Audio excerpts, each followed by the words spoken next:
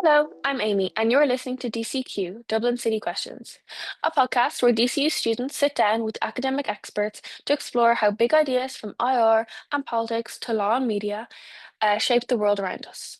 We're here to bridge theory and reality and bring university questions to life, one question at a time.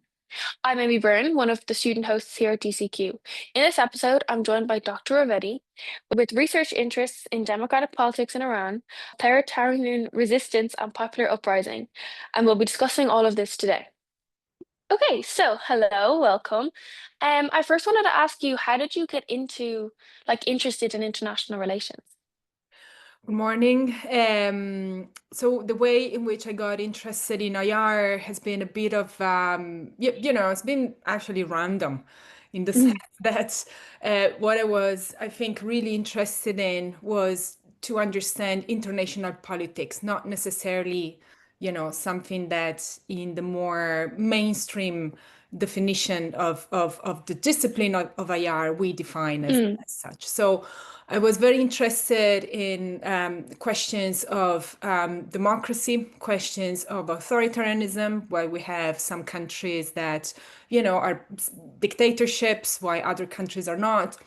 And I understood this question as something that has to do with international politics, something that has to do with the way in which different countries and the international community relate to each other, and how, historically speaking, for some countries in the world, relations between states have been experienced. So that's how I started to, in particular, um, uh, study and getting interested in the Middle East, what we call the Middle East, mm. which we should really call Southwest Asia and North Africa.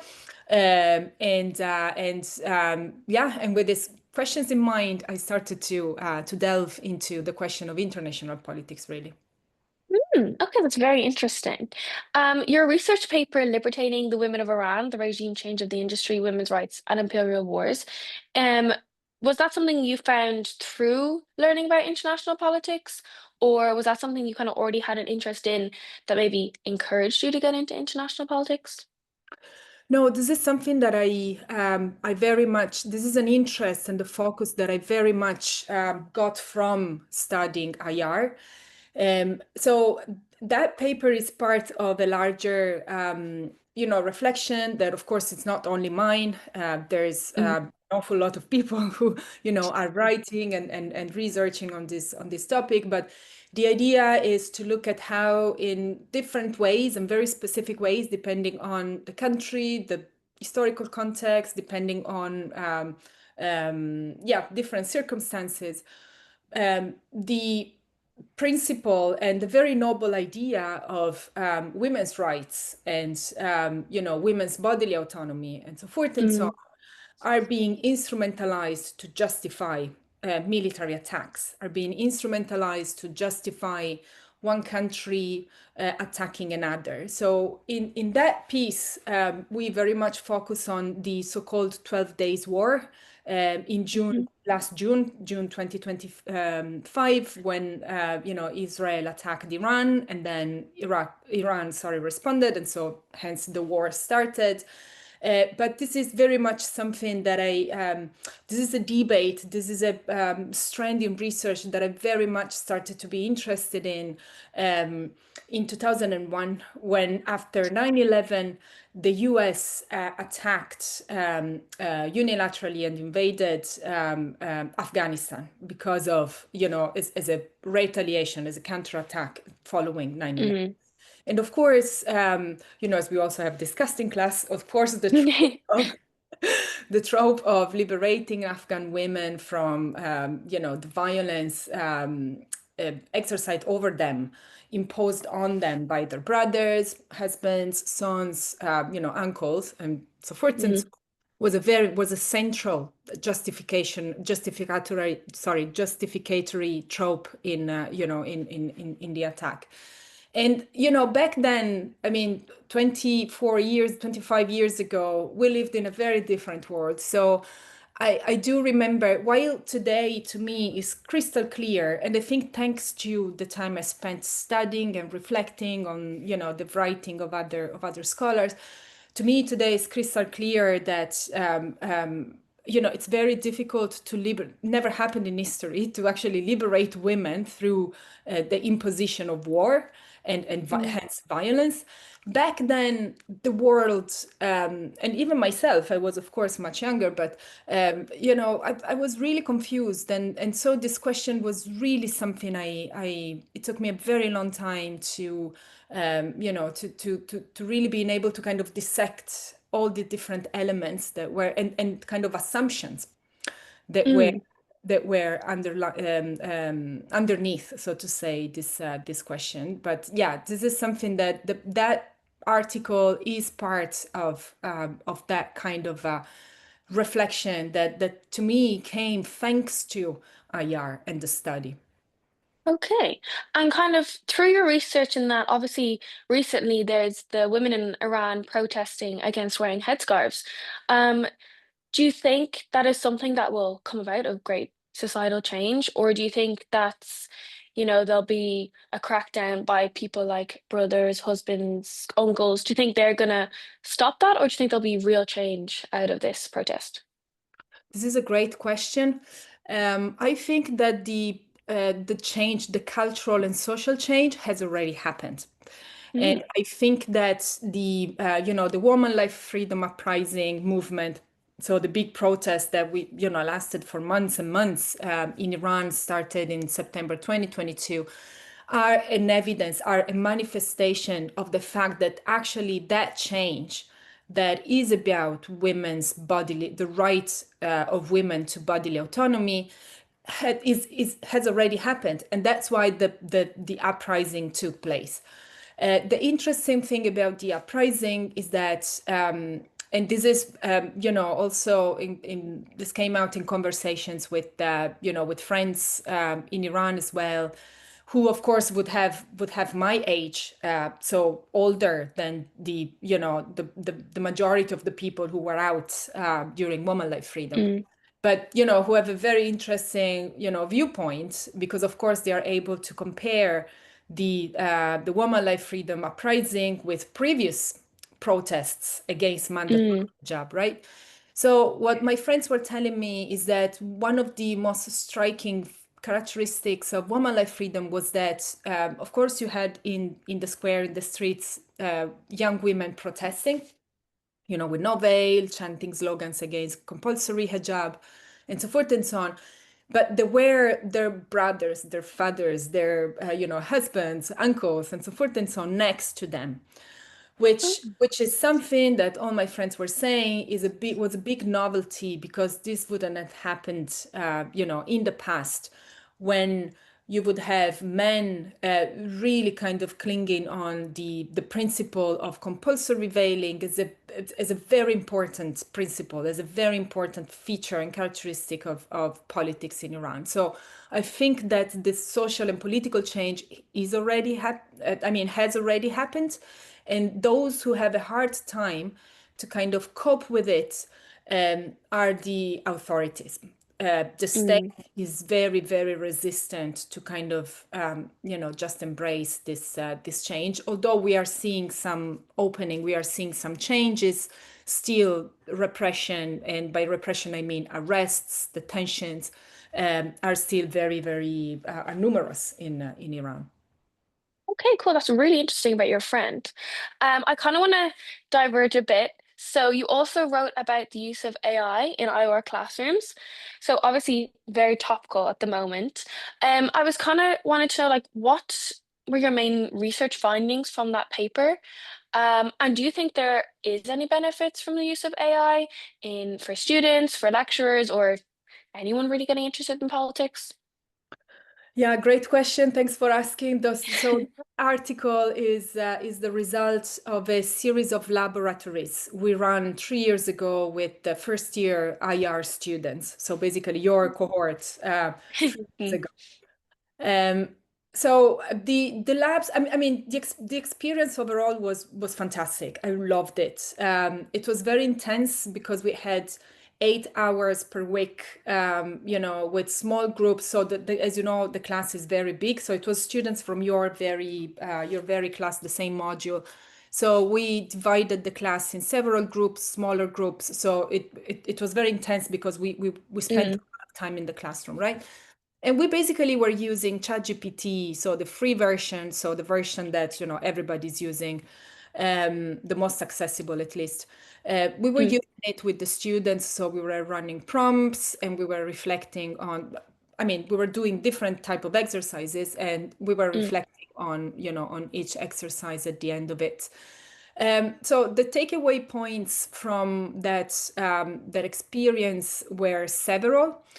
But I would say that the most important, which I think is very true, because I see that in every student's like written work, is that all students use ChatGPT, but I mean the vast majority of them, I would say 99% of them, can't use it.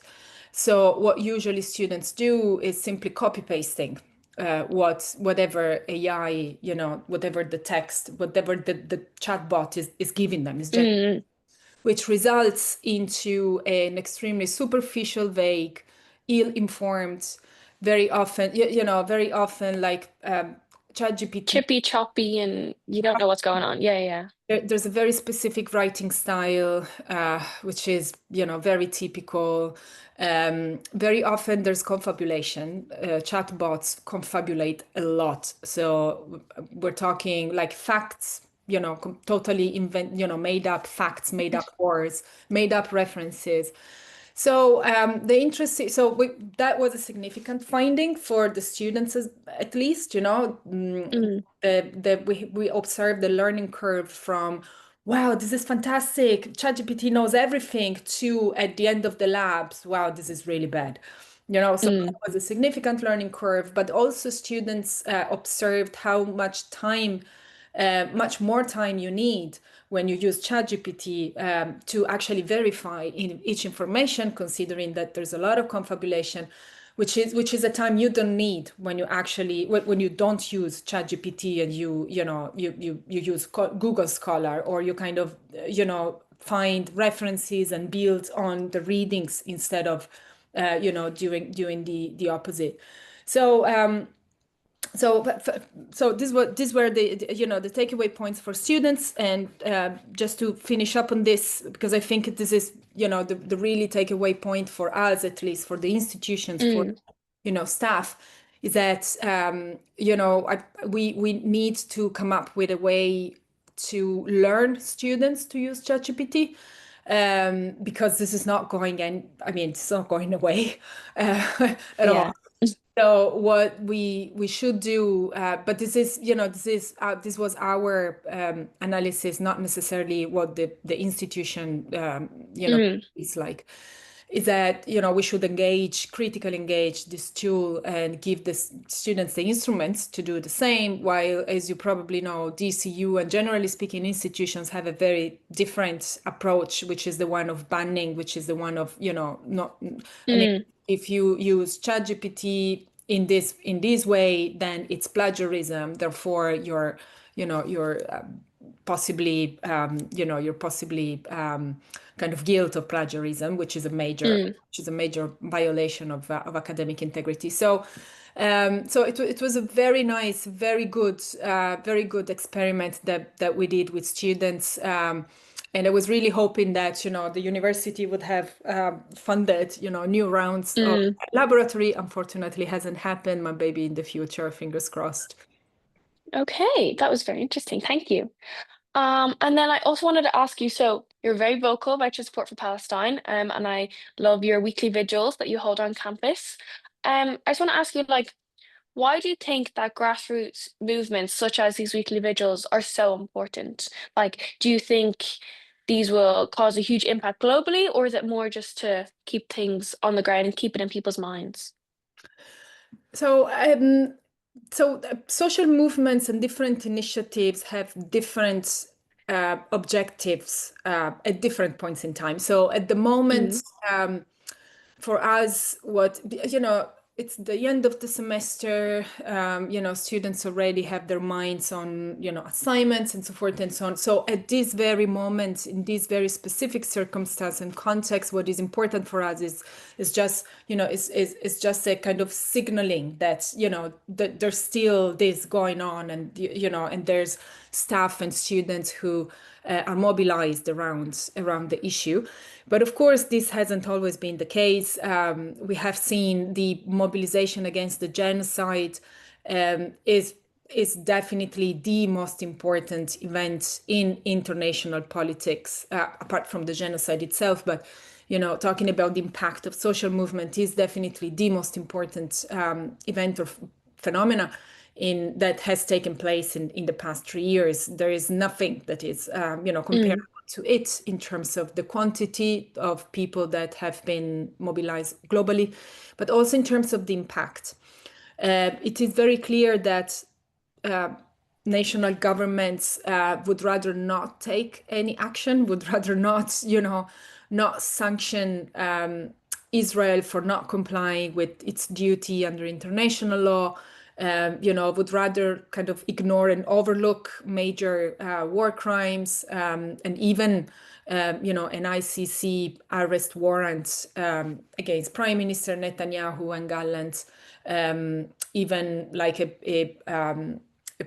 procedure at the ICJ for genocide. So they would rather ignore all of this, which is, of course, huge, rather than comply with what is also their duty under international law, which is, take into account those who violate it. So in this sense, social movements have had a huge impact because they were the only source of, let's say, the only source of motivation for nation states to actually engage in any political action. So without social movements, without people taking to the streets and continuing taking to the streets, weekly, organizing. I mean, in Ireland, we've seen massive demonstration, in Italy as well, just a few weeks ago, without mentioning, of course, the US, the UK, where we have, normal weekly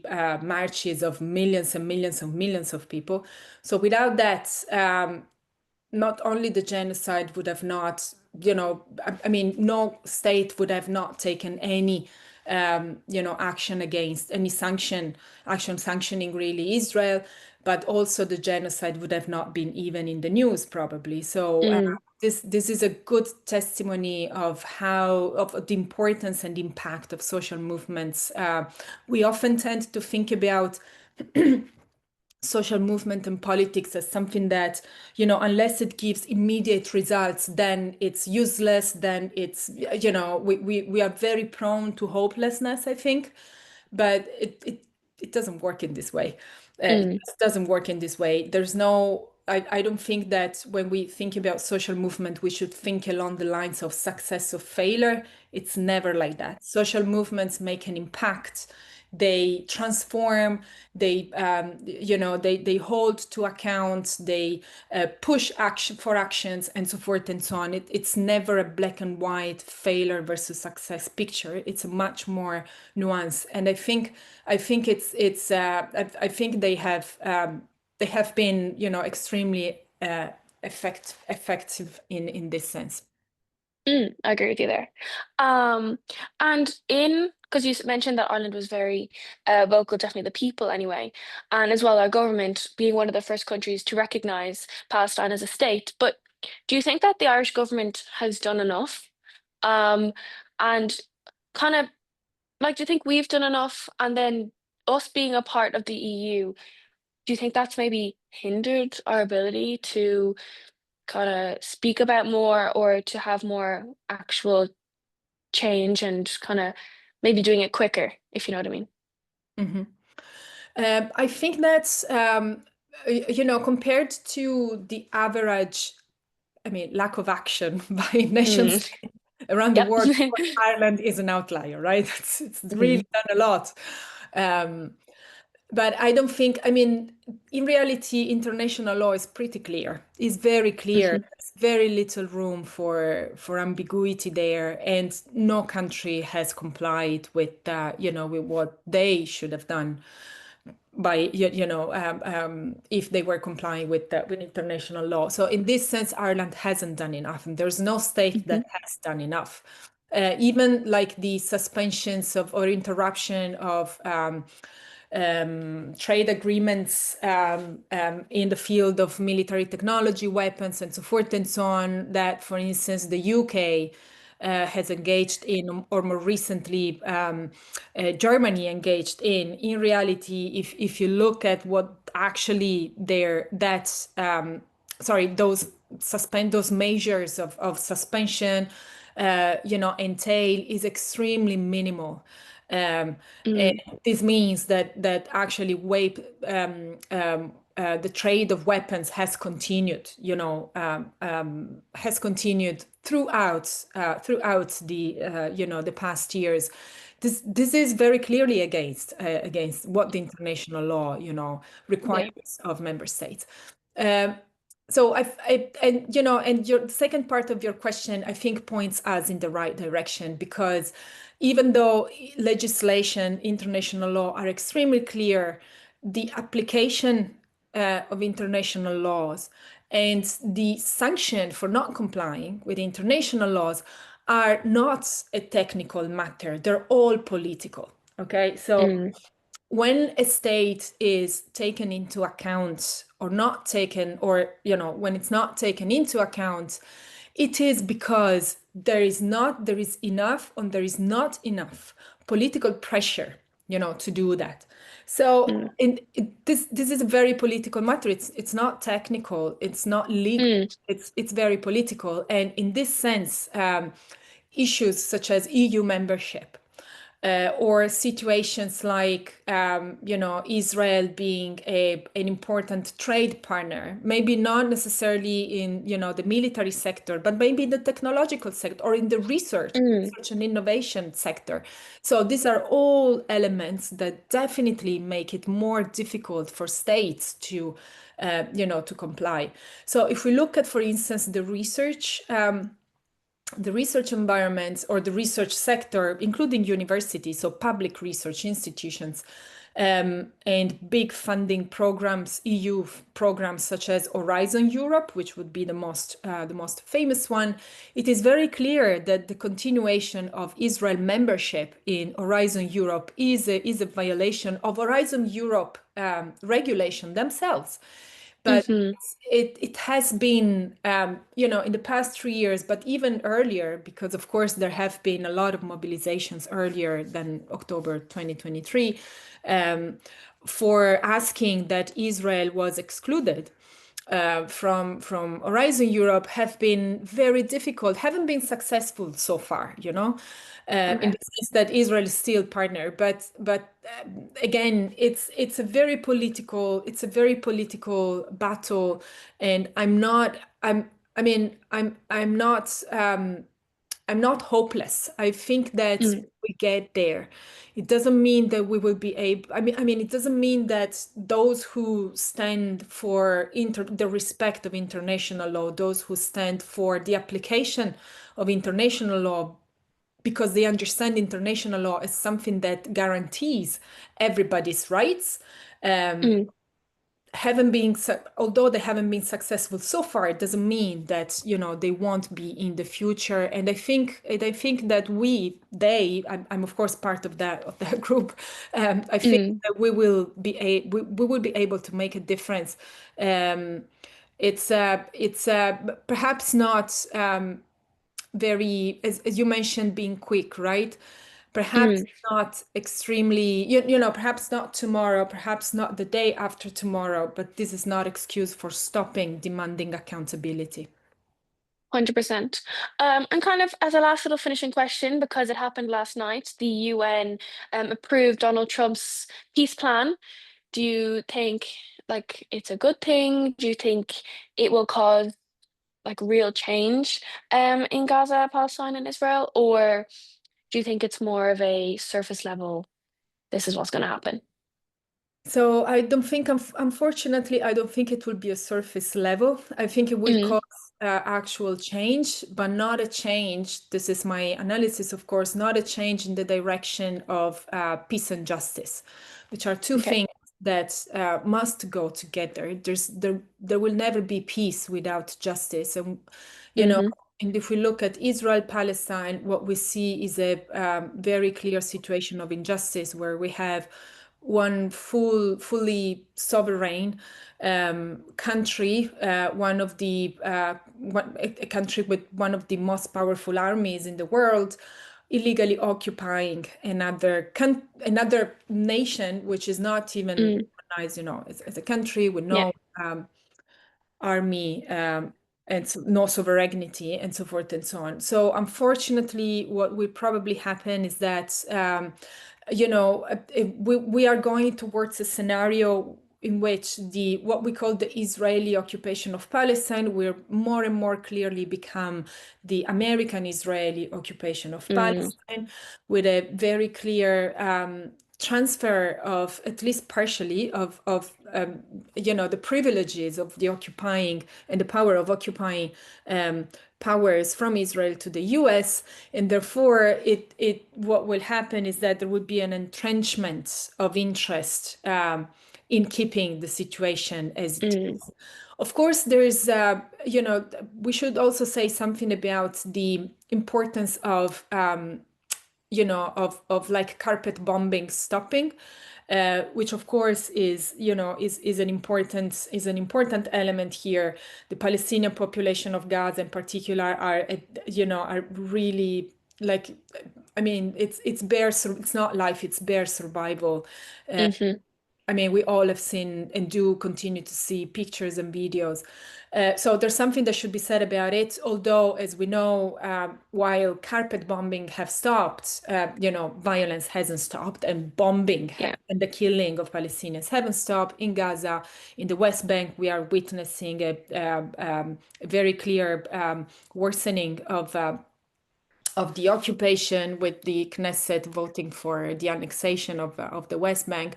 So it's you know so it is becoming an American Israeli occupation, and worsting with the seal of legitimacy given Mm, by the UN, which is probably the mm, most worrisome element here, which I think will have really long-term impacts in terms of the overall and general loss of legitimacy of the UN in the eyes of a lot of people around the world, necessarily. okay. Perfect. Thank you so much for Thank you. answering all of my questions so thoughtfully. They were great. Um, yeah, no, you were great. Thank you so much, and I'll see you in class soon. Thank you, Amy. Thank you, Amy. Perfect.